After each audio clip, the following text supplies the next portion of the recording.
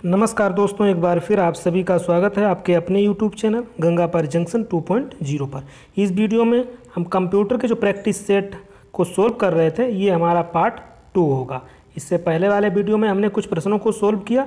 ये इम्पोर्टेंट प्रश्न हैं और किसी न किसी एग्ज़ाम में पूछे गए हैं, और जो भी आगे आने वाले एग्ज़ाम हैं, वो चाहे दिल्ली पुलिस कांस्टेबल का हो या UPSC का EPF हो, तो इनमें जो है परीक्षाओं में ये प्रश्न जो है आपको हेल्प करेंगे। तो एक एक प्रश्न आपको ध्यान से सुनना है। प्रश्न का उत्तर सुनने के साथ साथ आपको कुछ एक्स्ट्रा चीज़ें भी बताई जाएंगी, वो भी आपको ध्यान से सुननी है। चलिए देखते हैं प्रश्न। देखिए, प्रश्न है MS-DOS का सर्वप्रथम विमोचन जिस वर्ष हुआ, मतलब MS-DOS का सर्वप्रथम विमोचन जो है किस वर्ष हुआ। तो इसका सही आंसर है वो है 1981। अब यहाँ से एक चीज़ आपको याद रखनी है, वो कौन सी याद रखनी है? देखिए, MS-DOS इसका फुल फॉर्म कभी कभी पूछा जाता है, तो आपको याद रखना है। तो MS-DOS का फुल फॉर्म है, MS का तो माइक्रोसॉफ्ट होता है, आपको पता है, वो चाहे MS एक्सेल हो, कुछ भी हो, तो MS का माइक्रोसॉफ्ट। DOS का आपको याद रखना है डिस्क ऑपरेटिंग सिस्टम। क्या होता है? Disk operating system. तो ये आपको याद रखना है। अगले प्रश्न की तरफ देखते हैं। देखिए, अगला प्रश्न है, Wi-Fi के संबंध में निम्नलिखित में से कौन सा कथन सही नहीं है? तो यहाँ पर बात की गई है Wi-Fi। तो ये आप पहली बार सुन रहे होंगे Wi-Fi, या आपने सुना भी होगा Wi-Fi। तो पहली तो बात यहाँ से एक चीज़ ये बनती है कि Wi-Fi की फुल फॉर्म क्या है। तो आपको पहले तो इसकी फुल फॉर्म पता होनी चाहिए। इसकी फुल फॉर्म है लाइट फिडेलिटी। क्या है? Light Fidelity. यहाँ पे दी भी गई है। देखिए, Wi-Fi की फुल फॉर्म क्या है? Light Fidelity. अब यहाँ पे हमें बताना है कौन सा कथन सही नहीं है। तो देखिए, पहला तो सही है, Wi-Fi का विस्तृत रूप जो है वो लाइफ फिडेलिटी है। अब ऑप्शन 2 की बात करें तो भारत में Wi-Fi का सफल परीक्षण 29 जनवरी 2018 को किया गया। बिल्कुल सही है, 29 जनवरी 2018 को जो है इसका सफल परीक्षण किया गया। किसका? Wi-Fi, लाइट फिडेलिटी का। अब किसके द्वारा किया गया? सूचना एवं प्रसारण मंत्रालय ने किया था। यहीं पे ये ऑप्शन गलत हो जाता है। सूचना एवं प्रसारण मंत्रालय द्वारा इसका जो है परीक्षण नहीं किया था। इसका जो परीक्षण किया था इलेक्ट्रॉनिक्स एवं सूचना प्रौद्योगिकी मंत्रालय द्वारा। क्या मैंने कहा? इलेक्ट्रॉनिक्स एवं सूचना प्रौद्योगिकी मंत्रालय द्वारा इसका सफल परीक्षण किया गया। कब? 29 जनवरी 2018 को। तो इसका बी ऑप्शन गलत हो जाता है। अब सी ऑप्शन देखिए, Wi-Fi जो है 10 GB 10 GB प्रति सेकेंड डेटा को 1 किलोमीटर की परिधि में भेज सकता है, इसके द्वारा भेजा जा सकता है। तो देखिए कितना फास्ट ये काम करेगा Wi-Fi। तो यहाँ से एक चीज़ और याद रखनी है कि ये Wi-Fi की तुलना में जो है Wi-Fi 100 गुना जो है अधिक, इसकी जो है स्पीड 100 गुना अधिक होगी Wi-Fi से। ठीक है, तो ये यहाँ पे ऑप्शन सी जो है बिल्कुल सही है। अब ऑप्शन डी देखिए, इसका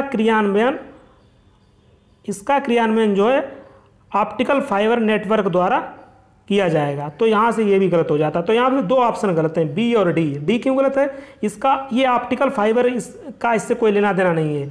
यहाँ से 2 चीज़ें मैं एक्स्ट्रा आपको बताता हूँ, वो आपको ध्यान से सुननी है। पहला चीज़ ये है कि जो Wi-Fi है,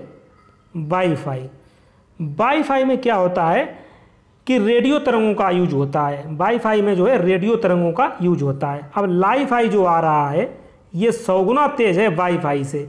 इसमें जो है क्या है होगा?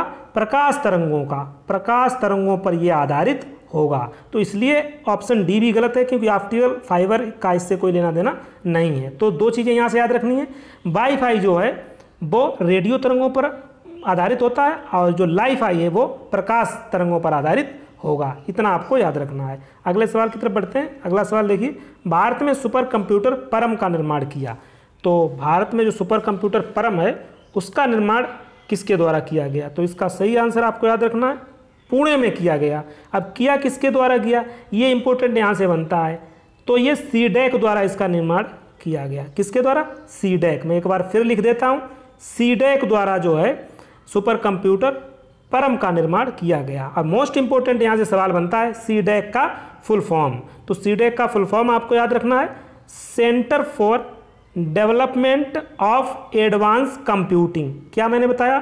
Centre for development of advance computing. Most important सवाल बनेगा आपके एग्जाम में, इसकी फुल फॉर्म।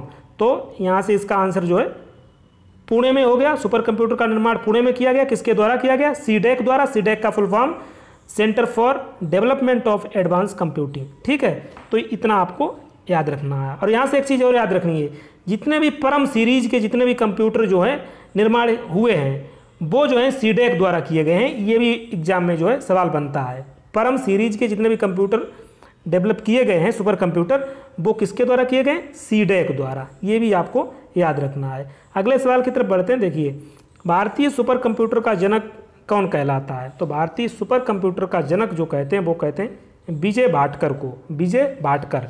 तो विजय भाटकर जो है भारतीय सुपर कंप्यूटर का जनक कहा जाता है।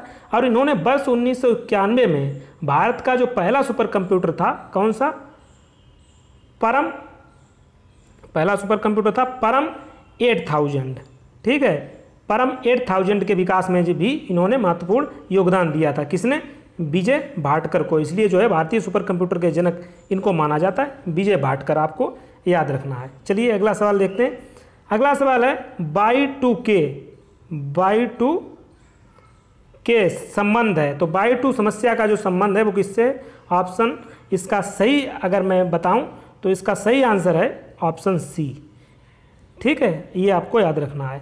तो ऑप्शन क्या है? देखिए, ईसवी सन के अंतिम दोनों शब्दों के शून्य हो जाने की दशा में उसका प्रतिस्थानी ढूंढना, ये जो है बाई टू के समस्या है। बाई टू के, इसको देखिए, बाई का मतलब ईयर होता है, ईयर 2000। के कैसे लिखते हैं? 1000 के लिए के लिखते हैं ना। जब आप देखते हैं कहीं पर लिखा हुआ, आप देखते हैं 2.1 के, तो ये क्या है? ये 2100 है। ठीक है, तो ये के रिप्रेजेंट करता है 1000 को। तो ये समस्या थी, ईयर 2000 से रिलेटेड थी। तो ये आपको इसका ऑप्शन सी याद रखना है। ईसवी सन के अंतिम दोनों शब्दों के शून्य हो जाने की दशा में उसका प्रतिस्थानी ढूंढना। अगले सवाल की तरफ बढ़ते हैं। अगला सवाल देखिए, आपको सुमेलित करना है। तो बाई टू के हम बात कर चुके हैं। ईयर 2000 एक समस्या थी, किससे रिलेटेड थी? ये जो है कंप्यूटर से रिलेटेड एक समस्या थी।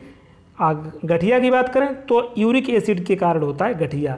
ध्वनि प्रदूषण को देखिए किसमें मेजर करते हैं, किसमें मापते हैं? डेसिबल में। ठीक है, अब परम 10,000 की बात करें तो यहाँ पे दे रखा है पृथ्वी से पृथ्वी तक की मिसाइल। तो ये ही आपका सुमेलित नहीं है। क्यों नहीं है? क्योंकि परम 10,000, परम 10,000 मिसाइल नहीं है। ये क्या है? ये सुपर कंप्यूटर है। तो यही आपका जो है गलत सुमेलित है। चलिए आगे देखते हैं। अगला सवाल है WLL का अर्थ है। तो WLL फुल फॉर्म से रिलेटेड भी सवाल आपके एग्जाम में बनेंगे। तो जितने भी इंपॉर्टेंट फुल फॉर्म हैं वो आपको याद कर लेनी है। साथ साथ मैं भी यहाँ पर बताता चलूँगा। वैसे मैंने एक लास्ट वीडियो में आपको एक फुल फॉर्म बताई गई CPU की, क्या होती है? Central processing unit. तो यहाँ पे बात करेंगे WLL। तो इसका सही आंसर है ऑप्शन सी। क्या है? Wireless in local loop. तो WLL की फुल फॉर्म आपको याद रखनी है, वायरलेस इन लोकल लूप। और भी एक दो फुल फॉर्म जैसे आती हैं WAN। तो इसका क्या होता है? इसका फुल फॉर्म होता है वाइड एरिया नेटवर्क। एक होती है LAN, इसका क्या होता है? Local area network. तो आपको फुल फॉर्म भी याद रखनी है, क्योंकि फुल फॉर्म से रिलेटेड एक दो प्रश्न आपके 100% बनने ही हैं एग्जाम में, किसी भी एग्जाम में जिसमें भी कंप्यूटर पूछा जाता है। चलिए अगला सवाल देखते हैं। अगला सवाल है, इनमें से कौन सा उद्योग चुंबकीय स्याही गुण पहचान MICR का प्राथमिक उपयोगकर्ता है? तो इसकी बात करें तो इसका सही आंसर है बैंक। बैंक में आपने देखा होगा, अगर आपने कभी चेक देखा होगा तो उस पर होता है MICR, माइकर कोड जिसको कहते हैं। तो ये जो है बैंक में जो है इसका प्रयोग होता है। अब इसकी फुल फॉर्म बनती है यहाँ से। मोस्ट इंपोर्टेंट सवाल जो यहीं से बनेगा, फुल फॉर्म। तो आपको पहले तो ये भी याद रखना है, ये बैंक में इसका प्राथमिक उपयोग करता है। और इसकी फुल फॉर्म क्या है? Magnetic ink character recognition. एक बार मैं फिर बताता हूँ, MICR। इसका देखिए हिंदी में भी यहाँ पे लिखा है, हिंदी में यही होता है, चुंबकीय स्याही गुण पहचान। पर इंग्लिश में आपको इसका फुल फॉर्म पता होना चाहिए, मैग्नेटिक इंक कैरेक्टर रिकग्निशन। तो ये उसका फुल फॉर्म हो जाता है MICR का। चलिए अगले सवाल की तरफ बढ़ते हैं। WWW का आविष्कारक कौन है? तो मोस्ट इंपोर्टेंट सवाल है, ये आपको बिल्कुल याद ही कर लेना है। तो WWW का आविष्कारक जो हैं वो हैं टिम बर्नर्स ली। कौन है? Tim Berners Lee. तो यहाँ से जो है सवाल आने की संभावना है, इसको आप कंटेस्ट कर लीजिए। तो इसकी फुल फॉर्म भी यहाँ से बनती है। देखिए WW की फुल फॉर्म भी आपको याद कर लेनी है। WWW की फुल फॉर्म होती है वर्ल्ड वाइड वेब, ठीक है, वर्ल्ड वाइड वेब जो है इसकी फुल फॉर्म है। और टिम बर्नर्स-ली ने जो है 1989 में जो है इसका आविष्कार किया था। कब किया था? 1989 में। तो यहाँ से 3 प्रश्न मैंने आपको बताए हैं। WWW का आविष्कारक कौन सा है? Tim Berners Lee. इसका फुल फॉर्म क्या है? World wide web. और इसकी आविष्कार किया कब गया था? 1989 में। ठीक है, तो चलिए अगले प्रश्न की तरफ बढ़ते हैं। अगला प्रश्न इससे पिछले वाले प्रश्न पर भी आधारित है। देखिए यहाँ पर भी आपसे ये पूछा गया है WWW का विस्तृत रूप, फुल फॉर्म ही पूछा गया है। तो आपको पता है, मैं बता चुका हूँ, वर्ल्ड वाइड वेब। तो इसका देखिए कौन सा ऑप्शन सही हो जाएगा? ऑप्शन बी जो है इसका सही हो जाएगा, वर्ल्ड वाइड वेब। तो ये इसका जो है विस्तृत रूप हो गया। तो ठीक है, तो इसकी खोज किसने की थी, किसने आविष्कार किया था? टिम बर्नर्स-ली ने। अगला सवाल देखते हैं। तो इतने ही सवाल मैंने इस वीडियो में लिए थे, इंपॉर्टेंट प्रश्न थे कंप्यूटर से रिलेटेड। तो अगर आप चैनल पर पहली बार आए तो चैनल को सब्सक्राइब भी कर लीजिए, क्योंकि बहुत आने वाले समय में और भी क्लासेस इस पर चलने वाली हैं। तो चलिए मिलते हैं नेक्स्ट वीडियो में। Thank you.